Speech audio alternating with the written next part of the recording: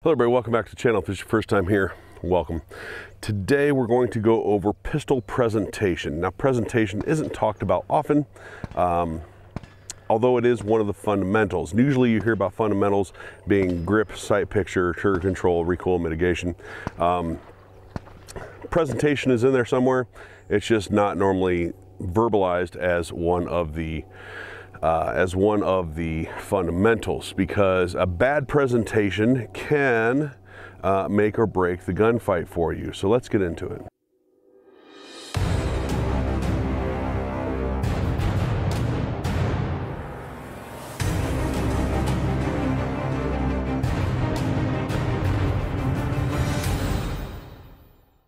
So if you like this sort of content, don't forget to hit like, share, subscribe, hit the notification bell, all that good stuff. Trying to hit 50,000 subscribers this year. So if you could help me out with that, that'd be awesome. Very much appreciated. Leave a comment down below, share the video, all that stuff. Sharing is the best way to get more people to the channel. So do that if you feel, of course, that I've earned it. So pistol presentation. Pistol presentation starts directly after the draw. So everything from the draw to what some people call a pec position or position one, which is where you are building your grip from, and on out, that is your presentation all the way out to the first trigger pull. What is it about that that is so important? All I'm doing is pushing the gun out, right? Sort of.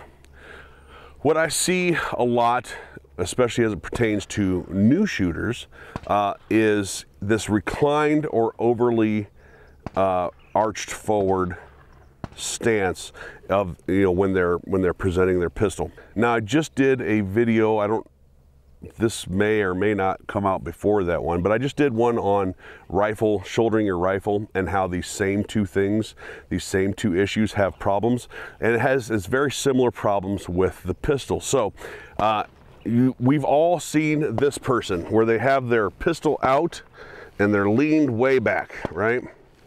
What is the problem here? Why is that an issue?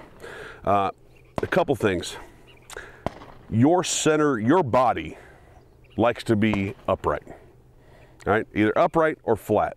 It doesn't like to be on angles. Your mass getting out from over the top of your structure, being hips, legs, and feet, tends to throw us off balance.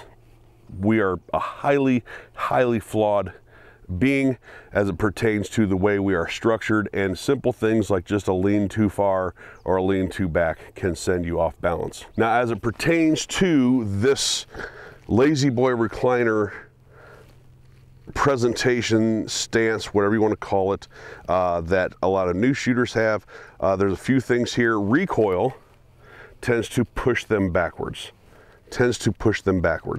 and it is harder to regain your dot or sights when your entire body moves backwards, as opposed to just your wrists, maybe elbows a little bit, but as opposed to just your wrists mitigating the recoil. Of course, this assumes that you already have a good grip and things like that. I've gone over grip endlessly on this channel. I think it's one of the most overlooked fundamentals that people don't talk about.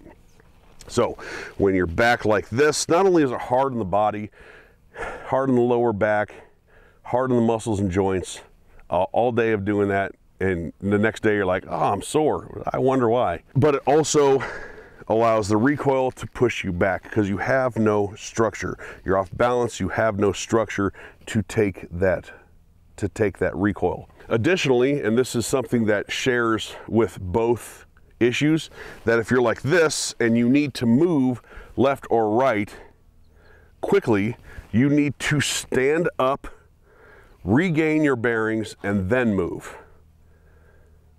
That is massive wasted time and wasted effort when you could just be like this and move right off of where you're at. Now the same goes for the other guy. You know this guy.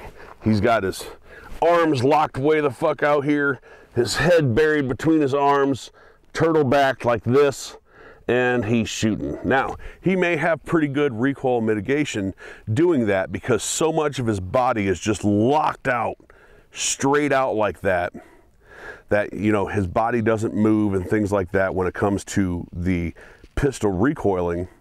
However, he's still off balance, right? When you're way out over top of your feet and hips, when you're way out over top of your feet and hips, you have to stand up to move. Otherwise, your head and body tend to outrun your feet and you face plant. We've all seen people do that. Additionally, this sort of turtleback head between the shoulders is super hard on the body, super hard again on the lower back, on the shoulders, on the neck. These, again, you're done with a range day and you're like, oh, I'm sore, I can't move and all this, and your neck's cracking. I don't know if you can hear my neck cracking in the microphone, but it's popping a lot. And again, I wonder why. I mean, you've done this like workout that you didn't need to do. Additionally, this inhibits your ability to look left and right. Again, you're pinching your head between your shoulders for some reason. You're pinching your head between your shoulders and you can't see left or right. If you have to engage and you hear something, you're not going to instantly bring your pistol over, right? If you're shooting this, you lead with your eyes moving to the next target. You don't lead with your pistol. Well, if you can't move your head far enough to lead with your eyes, how do you know where your pistol is supposed to go? That's another video, transitioning target to target, but that is sort of the basics of it. So between being hard on the body and having an off-balance stance, improper presentation, this is all bad stuff. Now, what would be the most correct way? And this would go for probably the majority of people. At least in my classes, it works for the vast majority of people. And that is, number one, don't tense up. There's no reason for your shoulders to come up here when you're shooting. There just isn't. Oh my God, I can't imagine doing this all day long, right? I can't imagine it. I can't imagine working that hard and being that sore at the end of the day. So keep your shoulders flat and you bring your pistol up into your vision. So some guys will have from a chest position here, and they'll be actually muzzle up a little bit and rotate into place. That to me is the easiest way to find my dot, but not necessarily the easiest way to find my iron sights. This is where some of the personal preference and depending on what gun you're using and all that come in. But yeah, some people will be a muzzle up like this.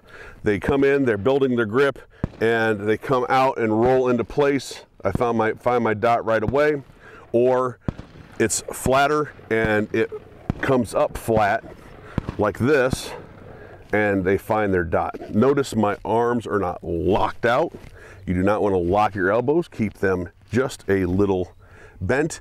Keep your shoulders flat. Keep your head up. Chest or armor squared up to the target, having equal length between your two arms to evenly mitigate the recoil along with your wrists. You're starting from chest position. You're coming straight out, shoulders down, head upright, bringing your sight into picture and pulling the trigger. This allows you to have all the freedom of head movement you want. You're keeping your center, you're keeping your bulk of your weight above your structure, above your hips and feet. That way, if you have to move, it's just compress and move one way or the other. And again, slightly bent elbows. So none of this, more of this. More of this.